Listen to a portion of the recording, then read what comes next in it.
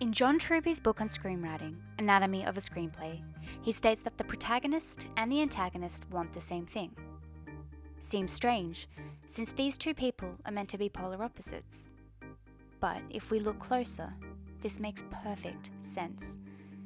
You see, something that many great films have in common is that the protagonist finds themselves up against the strongest forces of antagonism they could imagine, as if the villain were perfectly crafted for that particular hero.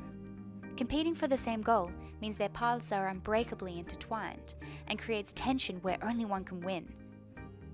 But what if we take it a step further? What if the hero's greatest rival is themselves? Can a protagonist also equally be the antagonist? The simple answer is yes, and one of the best examples of this is Kelly Freeman Craig's 2016 coming-of-age drama, The Edge of 17. This film creates a perfect duality of a well-written protagonist and antagonist into one single character, Nadine. The way Freeman Craig has skillfully combined these two vital characters into one makes The Edge of 17 the ultimate coming-of-age drama film. Here's why. Important doesn't matter. It's confidence. Most confident person in the room wins every single time. It doesn't matter if it's real. It doesn't matter if they're pulling it straight out of their ass. People are dumb. They don't know the difference. A compelling protagonist is a vital element of a good story.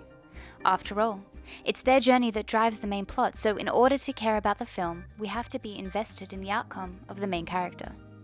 Nadine is the protagonist, and a well-written one at that. She's multidimensional, full of contradictions that make her human and relatable, and most importantly, her character's desire is at the heart of the story. Desire is what the character wants, it's what keeps them going, makes them fight back, and ensures they aren't passive in their own journey. It's important that this goal of the character is understandable and achievable in the context of their own world, but not without a struggle. Nadine's desire is to be accepted. This goal is relatable to everyone, and it is particularly understandable that Nadine would want this so strongly because it has already been established that she is an outcast. We've also been shown that her brother Darian is very different than her. Outgoing, popular, their mother's favourite. Nadine seeks comfort in the fact that she has always had a great relationship with her dad, but he tragically passes away when she is 13. The only person she has left after this is Krista, her best friend since second grade. In Nadine's mind, Darian has it all.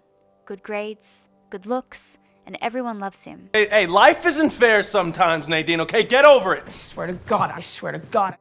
The only person she has, the only one who accepts her and would ever choose her over Darian, is Krista. Until...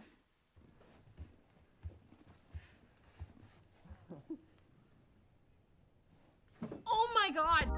As a viewer, we know full well that Krista isn't choosing Darian over her. We know that she still loves Nadine and just happens to really like her brother as well. What makes her a well-written protagonist is the fact that by the inciting incident, her character has been fleshed out enough for her actions and reactions to all have believable motivation. This ensures that we are well invested in the film, because although not everyone would act the same way in the situation, we know that if we took on the same experiences that this character has been through, we probably would. And so, we see the good and the bad in Nadine. We see how fiercely she loves and intensely she hates, how she can build people up but also cut them down. These contradictions only make her more human, because humans are full of dimension, and as Robert McKee wrote, dimension is contradiction. Nadine is witty and fun and a good friend when she wants to be. These qualities make acceptance possible for her, but she can also be cruel and impulsive and hurtful to the people that love her. Acceptance is possible, but Nadine will have to struggle and go through a character transformation in order to achieve it. It can easily be assumed that another character in this film is the antagonist. After all, Darian, Krista, Nadine's mother and Mr. Brunner are all a source of her pain at some time. She clashes with them, creating interesting conflict, but none of these characters are the consistent cause of the main conflict. None of them directly stand in the way of her ultimate desire, to be accepted. There is no fight or competition against one of these characters that Nadine must win. The only character that she needs to challenge is herself. Nadine can only reach her goal once she has achieved a certain amount of personal growth and understands that love is a two-way street. Her journey is one of discovery, where she learns that nobody is completely how they seem, that just like her, no one is two-dimensional.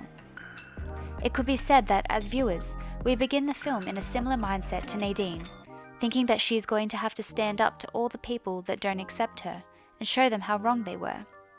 But just like Nadine, we start to realize that time and time again, it is her own decisions that push her further away from achieving her desire. Are you serious? The main conflict of this film is Nadine constantly giving in to her antagonist's side, that tells her to reject any responsibility for her actions and purely blame other people and forces for her pain. She wants to be accepted, but without having to change, without having to recognize any fault within herself, nor acknowledge that other people, including her brother, deserve a happy ending too. Nadine is both a protagonist and antagonist. The reason that this duality is so powerful in the context of this film is because it further emphasizes a very important message that the movie tries to get across: that other people don't have to lose in order for you to succeed. The Edge of 17 recognizes a flaw in teenage thinking that many films only encourage.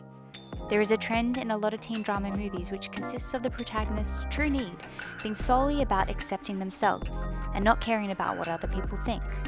There's nothing wrong with accepting oneself, but there is something problematic with the message these movies try to send. That you shouldn't care about what other people think, because other people don't matter. It's all great when the characters are flat and there are stereotypical bullies with punchable faces, but this isn't the way that life works. Yes, people do bad things, and they also do good things. Does this make them a hero or a villain?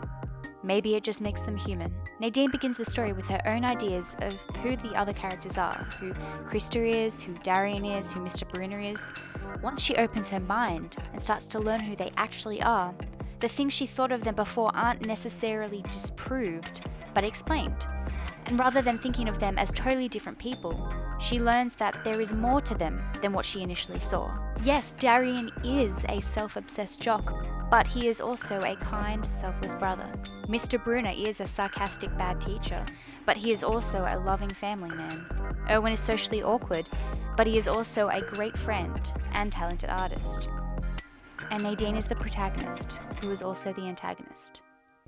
Not only must she accept herself and all her flaws, she needs to accept others for who they are and what they want.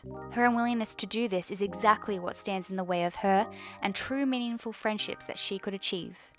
She is her own worst enemy, something I think resonates with everyone. And that is what makes The Edge of 17 the ultimate coming-of-age drama.